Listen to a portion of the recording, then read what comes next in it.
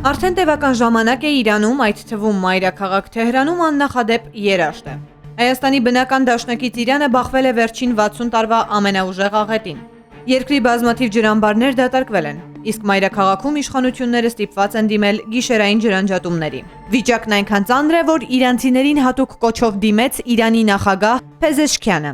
Ջրի հետ կապված խնդիրներ կան մեր երկրի բոլոր նահանգներում։ Իրանում ջրով ապահովումը ճգնաժամային վիճակում է, հայտարարեց Փեզեշքյանը։ Ջրային ճգնաժամի ֆոնին Իրանի էներգետիկայի նախարար Աբբաս Ալիաբադին հայտարարել է, որ Թեհրանը հարևան մի շարք երկրների հետ քննարկում է Իսլամական Հանրապետությունում ջրի պաշարների ստեղծումը, այդ թվում ներմուծման հաշվին։ Արմատ մեդիան փորձեց ճշտել Հայաստանն իր բնական դաշնակից Իրանից արդյոք ստացել է պաշտոնական դիմում կամ խնդրանք ջուր վաճառելու հարցով։ Ջրային կոմիտեից հայտնել են, պաշտոնական դիմում ստանալու դեպքում կիրականացվի անհրաժեշտ ուսումնասիրություն, այդ թվում հասանելի ջրային ռեսուրսների գնահատում, ինչպես նաև կվերլուծվեն անհրաժեշտ ենթակառուցվածքների հնարավորությունները ջուրը Իրան հասցնելու նպատակով։ Ուսումնասիրությունների եւ գնահատումների արդյունքների հիման վրա կընդունվի համապատասխան որոշում։